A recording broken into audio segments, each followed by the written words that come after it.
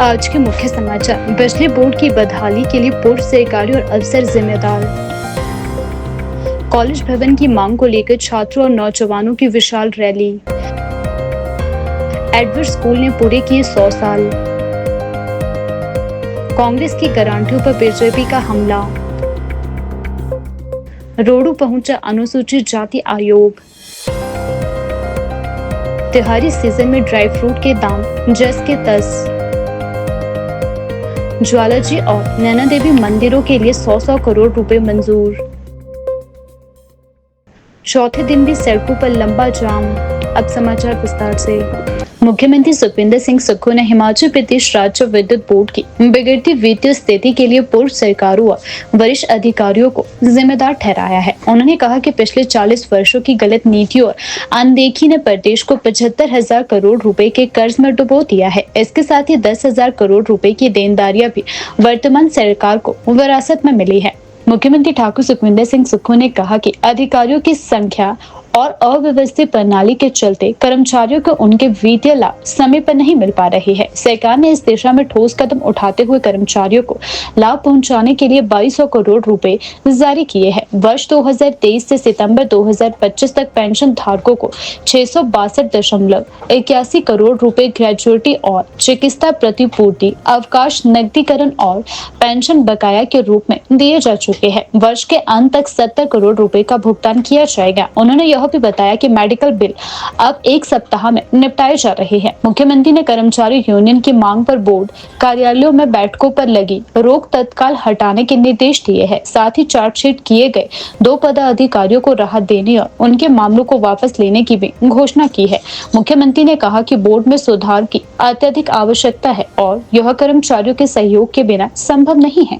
उन्होंने रुकी हुई पदोन्नतियों को तुरंत प्रभाव से लागू करने की बात भी कही है। उन्होंने आगे कहा कि आने वाले 5 से 6 माह आर्थिक रूप से चुनौतीपूर्ण होंगे, लेकिन इसके बाद स्थिति सुधरने की उम्मीद है। मुख्यमंत्री ने अफसोस जताया है कि कई क्लास 1 अधिकारी अभी तक बिजली सब्सिडी का लाभ ले रहे हैं, जबकि ये केवल जरूरतमंदों के लिए होनी चाहिए थी। हिमाचल प्रदेश के सभी कर्मचारियों को दीपावली की बहुत बहुत शुभकामनाएं देता हूँ।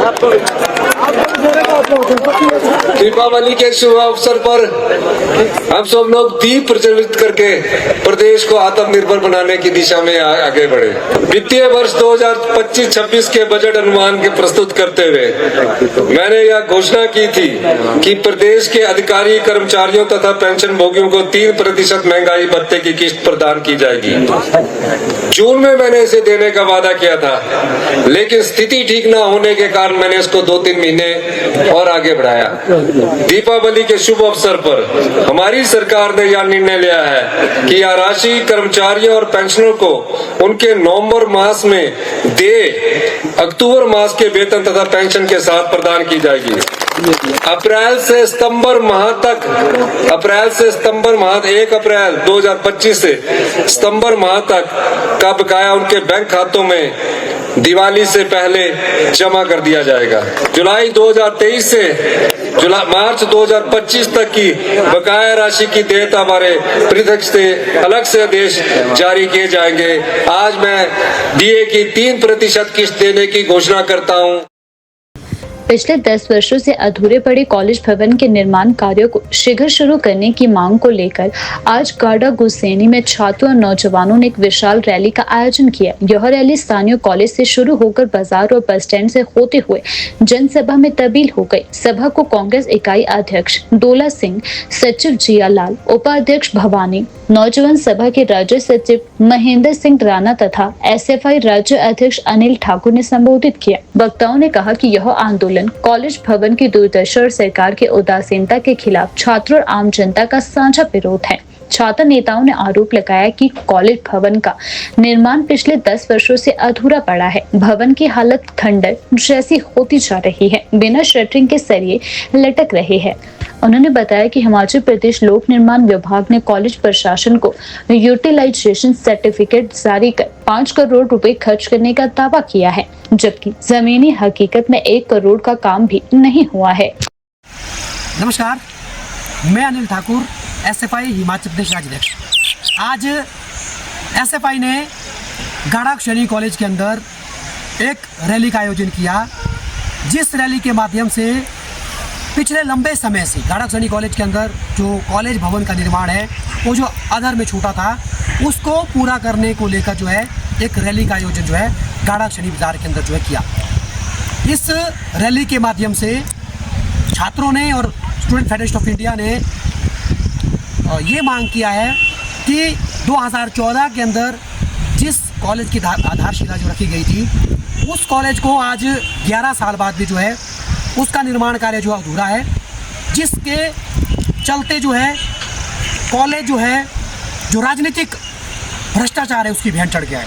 राजनीतिक भ्रष्टाचार इसलिए हम कह रहे हैं क्योंकि आप देखेंगे क्योंकि हिमाचल प्रदेश के अंदर जो ये गाड़क सैनी कॉलेज था ये 2 जिलाओं के विभाजन क्षेत्र के अंदर आता है, एक कुल्लू जिला और दूसरा मंडी जिला का, जिसके चलते यहाँ पे जो राजनीति है उस राजनीति के चलते जो है यहाँ की जो स्थानीय राजनीति है, जो स्थानीय एमएलए है, चाहे वो सुरेंद्र सिंह शौरी जी है, चाहे वो ठाकुर जयराम जी भूतपूर्व के मुख्यमंत्री हिमाचल प्रदेश के रहे हैं, और उसके साथ साथ अभी कांग्रेस की सरकार है। हम इसलिए राजनीतिक भेंट इसको कह रहे हैं क्योंकि पहली सरकार जयराम ठाकुर की सरकार थी और अभी की सरकार वर्तमान के समय में कांग्रेस की सरकार है, जिस के चलते जो है इस कॉलेज का जो निर्माण कार्य था वो जो है अधूरा छूट रहा है, जिसके चलते जो है आप देखेंगे जो सरिये जो विदाउट शटरिंग जो है वो हवा में लटक रही है, और उसके साथ साथ जो एक मंजिल जो बनी हुई है उस मंजिल के अंदर जो पूरा का पूरा गौशाला वहाँ पे बन चुकी है। जिस कॉलेज के अंदर छात्र अपनी पढ़ाई पूरी कर रहे हैं वो एक स्कूल का भवन है, और स्कूल के भवन 2 मंजिली भवन के अंदर जो सिर्फ 2 कमरे हैं जहाँ पे जो है छात्र अपनी पढ़ाई पूरी करते हैं, उसकी तीसरी मंजिल के अंदर भी आप देखेंगे कि चादरों टीन का जो ढारा है वो बनाया है, उसके अंदर जो है छात्र लगभग 200 की संख्या जो यहाँ कॉलेज के छात्रों की है वो अपनी शिक्षा पूरी कर रही है। इस रैली के माध्यम से यहाँ के छात्रों ने नौजवान सभा के साथ जो नौजवानों का संगठन है DYFI उसके साथ मिलकर और गांव के जो ग्रामीण है, चाहे वो गांव के ग्राम पंचायतों के प्रधान है, BDC मेंबर है, और यहाँ के दूसरे जो नौजवान संगठन है उन संगठनों ने जो है आज इस रैली के अंदर जो मुख्य भूमिका निभाई है। और हमारी यही मांग है सरकार से कि सरकार इस निर्माण कार्य को जल्द शुरू करे, क्योंकि जब हिमाचल प्रदेश सरकार के लोग निर्माण मंत्री विक्रमादित्य जी जब यहाँ आए थे उन्होंने वादा किया था यहाँ के ग्रामीणों से कि इस कॉलेज का निर्माण कार्य जो फिर से शुरू करेंगे और इसको जो है सरकार जो है इसको पब्लिक को समर्पित कर देगी, लेकिन अभी तक जो है उस दिशा में कोई भी काम नहीं हुआ है। राजधानी शिमला इन दिनों भीषण यातायात जाम की समस्या से जूझ रहा है। लगातार चौथे दिन भी शहर की प्रमुख सड़कों पर लंबा ट्रैफिक जाम देखने को मिला है, जिससे आम जनजीवन पूरी तरह से प्रभावित हुआ है। सुबह से शाम तक व्यस्त इलाकों में वाहन रेंगते हुए नजर आ रहे हैं। इस दौरान स्कूली बच्चे, दफ्तर जाने वाले मरीजों और पर्यटकों को भारी दिक्कतों का सामना करना पड़ रहा है। कई लोगों को अपने गंतव्यों तक पहुँचने में घंटों लग रहे हैं। वहीं एम्बुलेंस और सार्वजनिक परिवहन के वाहनों को भी बार बार रुकना पड़ रहा है, जिससे स्वास्थ्य और आपात सेवाएं भी बाधित हो रही है। वहीं इन दिनों शहर में त्योहारी सीजन और पर्यटकों की बढ़ती संख्या ने भी ट्रैफिक दबाव को कई गुना बना दिया है।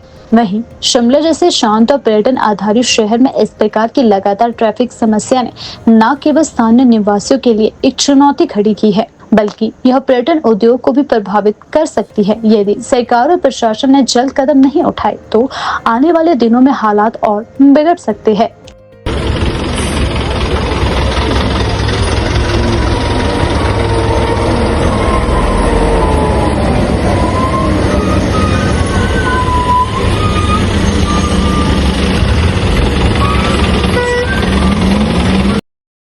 त्योहारी सीजन में जहां चंबा जिले के बाजारों में खरीदारी की रौनक बढ़ गई है, वहीं ड्राई फ्रूट्स की कीमतें आम ग्राहकों की जेब पर भारी पड़ रही है। केंद्र सरकार द्वारा GST दरों में कटौती की घोषणा के बावजूद चंबा के बाजारों में ड्राई फ्रूट्स पुराने ही दामों पर बेचे जा रहे हैं, जिससे ग्राहकों में नाराजगी है। आम उपभोक्ताओं का कहना है कि सरकार ने तो महंगाई से राहत देने का दावा किया था, लेकिन जमीनी स्तर पर कोई बदलाव नहीं हुआ है। बीना देवी, एक अन्य गृहिणी, ने बताया कि इस बार भी किशमिश, बादाम, काजू और छुआरे उतने ही महंगे दाम में मिल रहे हैं जितने पिछले साल थे। वर्तमान में बाजार में उपलब्ध कुछ प्रमुख ड्राई फ्रूट्स के दाम इस प्रकार से है किशमिश 350 से 600 रुपए प्रति किलो, बादाम 650 से 1000 रुपए प्रति किलो, काजू 600 रुपए से 1400 रुपए प्रति किलो में मिल रहे हैं। व्यापारी वर्ग का कहना है कि अमृतसर मंडी से जो माल उन्हें मिल रहा है उस पर पुराने रेट के स्टिकर लगे हैं और जब तक पुराना स्टॉक समाप्त नहीं होगा तब तक कीमतों में कटौती संभव नहीं है। दुकानदार संजीव मेहरा ने बताया कि हम उसी दर पर बेच रहे हैं जिस पर माल खरीदा गया था। नई पैकिंग में आए माल पर ही दाम घट सकते हैं। पंकज कुमार एक अन्य दुकानदार ने कहा, नई खेप आने तक ग्राहक को पुराने दामों पर ही सामान लेना पड़ेगा। मंडियों से जो माल आ रहा है वह अभी भी जीएसटी कटौती से पहले के दामों पर आधारित है। केंद्र सरकार द्वारा जीएसटी में कटौती की घोषणा भले ही की गई हो, लेकिन व्यापारी और ग्राहक दोनों ही स्तर पर इसका असर देखने को नहीं मिल रहा है। एक और जहां त्योहारी मौसम में ड्राई फ्रूट्स की मांग बढ़ रही है, वहीं दूसरी ओर कीमतों में कोई राहत न मिलना उपभोक्ताओं के लिए निराशाजनक है। स्थानीय प्रशासन और उपभोक्ता को चाहिए कि वह इस मुद्दे पर सक्रिय निगरानी रखते हुए मूल्य नियंत्रण सुनिश्चित करे ताकि सरकारी राहत योजनाओं का वास्तविक लाभ जनता तक पहुंच सके।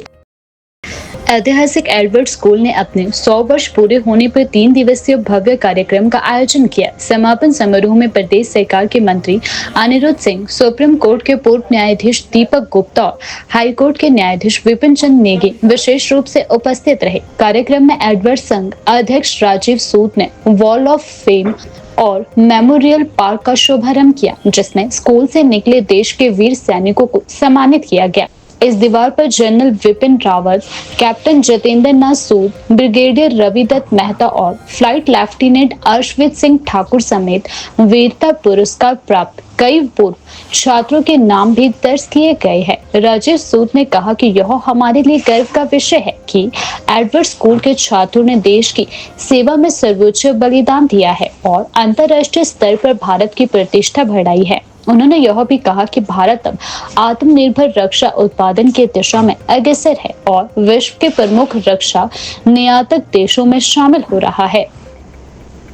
देखिए, एक सेंट एडवर्ड स्कूल जो एक बड़ा प्रतिष्ठित स्कूल है, उसके 100 साल पूरे हुए हैं और उसके उपलक्ष्य में हम पिछले 3 दिन से यहाँ पे हर्षोल्लास से कोई ना कोई सोशल मैसेज लेके भी आ रहे हैं। जैसे पहले दिन हमने एंटी ड्रग का वर्चस्व रखा था और फिर नेक्स्ट 12 एनवायरनमेंट गो ग्रीन का किया। तो आज जो था, जो हमारे जो गैलेंट्री अवार्ड विनर्स हैं, जो हमारी रक्षा करते हैं, उनके जो हमारे स्कूल से जो वीर सपूत हैं, उनके बारे में हमने आज पूरा यहाँ पे हॉल ऑफ फेम बनाई है, जिसमें हमारे पहले जो कैप्टन वीर चक्कर थे, जेएल सूद जी थे, उनको हमने ऑनर करके यहाँ पे उनका प्लेक लगाया है। वैसे और भी जितने हैं हमारे साथ जुड़े थे, कर्नल ठडानी ऑल्सो, जिन्हें वीर चक्र मिला है। ऐसे जो पॉस्टमस थे, जो मरणोपरांत भी जो मिले थे, उनकी वॉल हमने इस साइड बना रखी है, जिसमें संजय डोगरा थे, संदीप कुमार थे, ब्रिगेडियर रविदत्त मेहता और अमित जोशी और जितेंद्र लाल सूद जो थे, और जो जिन्होंने गैलेंट्री अवार्ड बना है उनको हमने राइट साइड पे उनका नाम किया है, चर्चित है।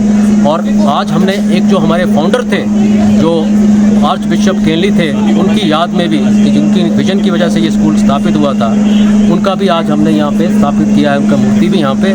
और ये जो हम कार्य है अगले कई साल तक चलाना चाहते हैं। ये हम कहते हैं कि एक शुरुआत करी है और ये कई सदियों तक चलना चाहिए, पर लेकिन जो हमने अब जो ध्येय उठाया है, जो सामाजिक कार्य हैं, उसके लिए भी ये पूरे 1 साल तक हम डेफिनेटली इसके ऊपर करते रहेंगे। और एक आपके माध्यम से भी जोड़ना चाहते हैं कि आगे से भी हमने एक अपनी गठित कर दी है पूरी सोसाइटी ओल्ड बॉयज़ एसोसिएशन की, और ओल्ड बॉयज़ एसोसिएशन के जितने भी यहाँ पे कार्यकारिणी सदस्य के, उनको वो पूरे आपके लिए एडवर्ड्स के जितने भी बच्चे हैं, उनको चाहते हैं कि वो इस सोसाइटी में मेंबर बने और इसमें भाग्य लें और डेमोक्रेटिकली हम डिसीजन मेकिंग में इस समाज का उद्धार करने के लिए कोई ना कोई दायित्व उठाएं। और कोई भी आपके माध्यम से कोई चीज़ हमारे को आप चाहते हैं कि करें हमारा स्कूल, डेफिनेटली हम करें।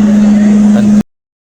भारतीय जनता पार्टी भाजपा के प्रदेश अध्यक्ष डॉक्टर राजीव बिंदल ने कांग्रेस सरकार पर तीखा हमला बोलते हुए कहा कि हिमाचल प्रदेश में 2022 में बनी सुखविंदर सिंह सुक्खू सरकार ने चुनाव से पहले जनता से जो गारंटियां दी थी वे आज अधूरी पड़ी है। डॉक्टर बिंदल ने कहा, कांग्रेस को सत्ता में लाने के लिए प्रियंका गांधी खुद पूरी टीम के साथ हिमाचल आई थी। ऐलान किया था कि पहली ही कैबिनेट में युवाओं को 1 लाख सरकारी नौकरियां, 5 लाख रोजगार और हर बहन को 1500 मासिक सहायता दी जाएगी। 3 साल बीत गए लेकिन एक भी गारंटी को सरकार ने छुआ तक नहीं है। अब फिर कांग्रेस नेता रिज मैदान पर मंच सजाकर आ गए लेकिन किसी वादे का जवाब देने की हिम्मत नहीं दिखाई। यह वाक्य राजीव बिंदल ने कहा है। उन्होंने आरोप लगाया कि सोनिया गांधी और प्रियंका गांधी ने रिज मैदान से जनता को कोई जवाब नहीं दिया और मंच पर चढ़कर अपनी ही गारंटियों पर मौन साध लिया था। 2022 में हिमाचल प्रदेश में कांग्रेस की सरकार सुखविंदर सिंह सुक्खू जी के नेतृत्व में बनी और उस सरकार को बनाने के लिए केंद्रीय स्तर से प्रियंका गांधी जी अपनी पूरी टोली के साथ हिमाचल में आई।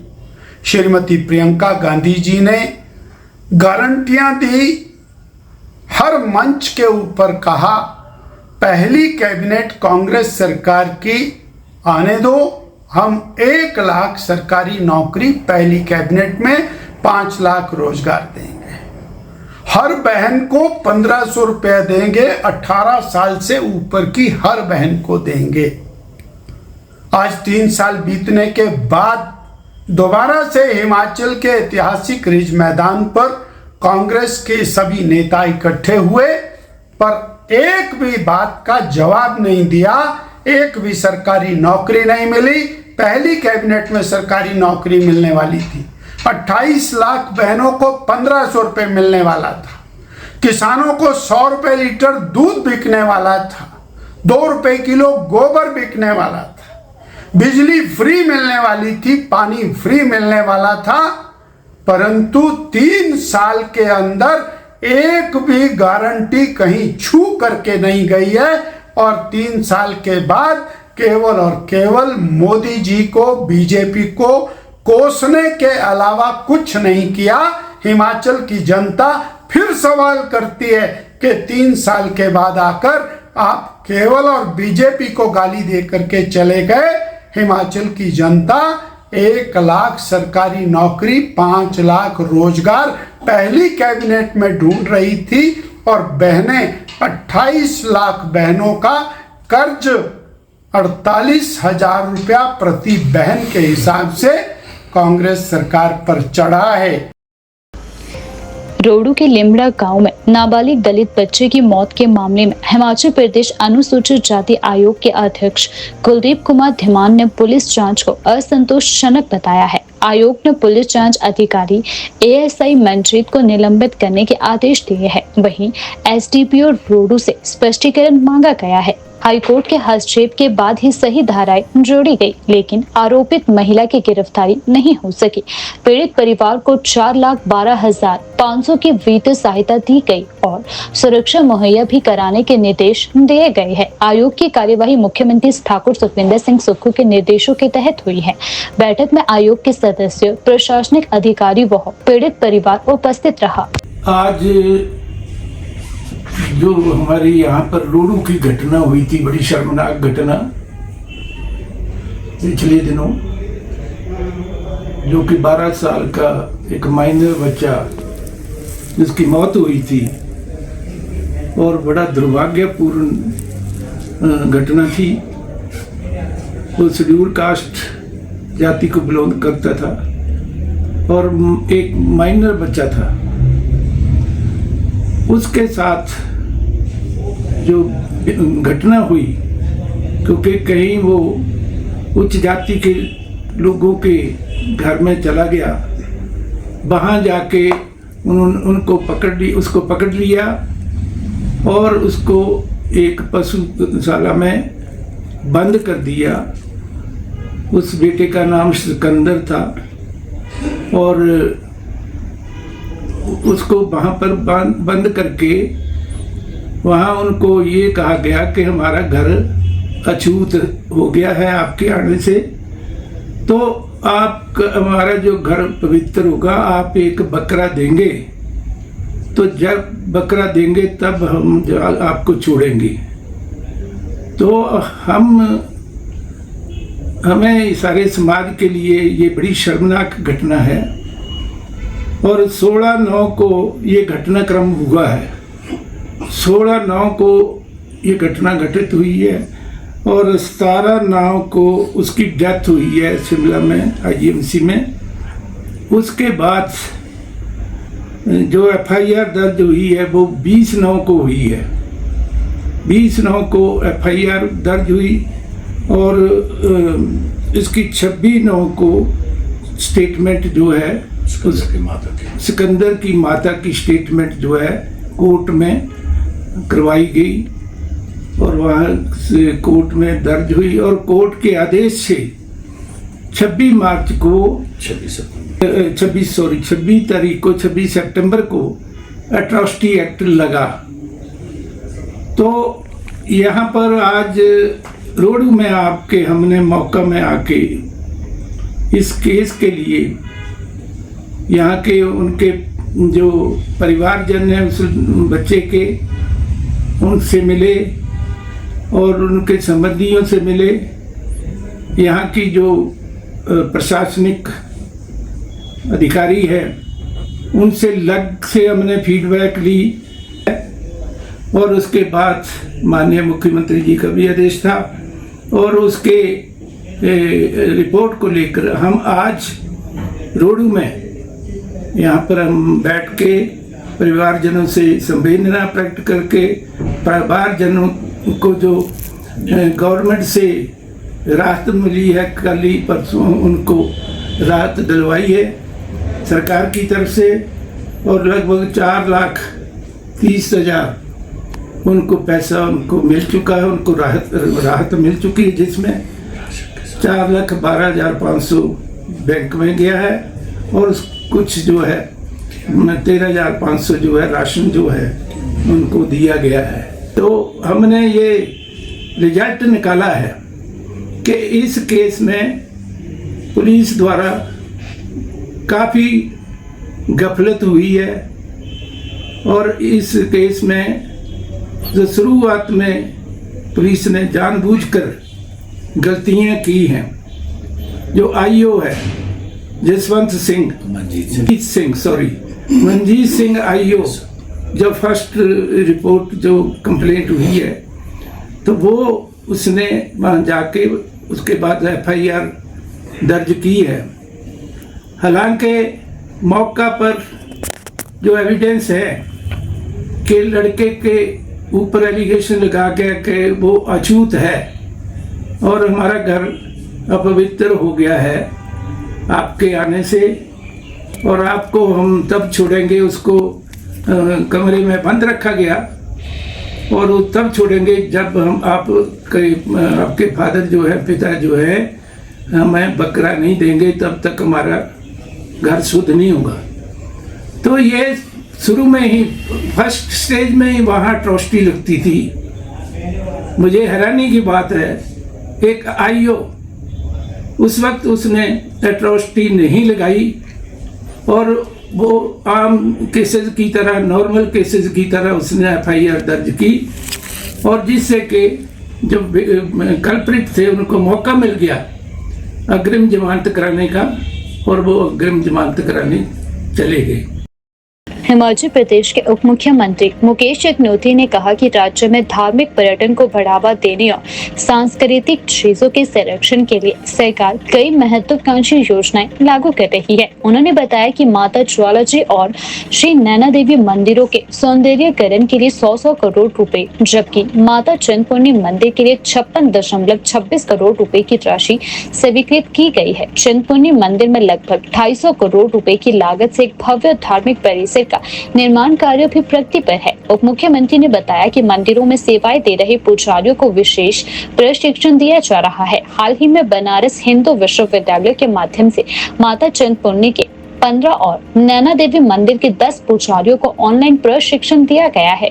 मुख्यमंत्री ने अपनी पुत्री डॉक्टर आस्था अग्निहोत्री के साथ कुलदेवी माता ज्वालामुखी मंदिर में माथा टेक और बेटी के विवाह का पहला निमंत्रण भी देवी को अर्पित किया।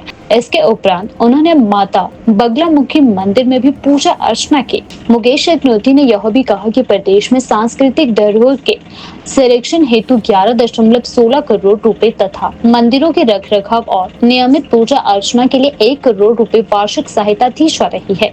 छोटे मंदिरों को मिलने वाली राशि को वर्ष 2025-26 में दोगुना कर दिया जाएगा। प्रदेश सरकार जल्द ही सभी प्रमुख मंदिरों में ऑनलाइन लंगर बुकिंग और दर्शन व्यवस्था जैसी डिजिटल सेवाएं शुरू करने जा रही है। उन्होंने कहा कि हिमाचल की लोक संस्कृति और परंपराएं विश्व प्रसिद्ध है और इनका संरक्षण सरकार की प्राथमिकता है। सरकार ने अब तक 550 करोड़ से अधिक की धनराशि सांस्कृतिक और धार्मिक विकास कार्यों के लिए स्वीकृत की है।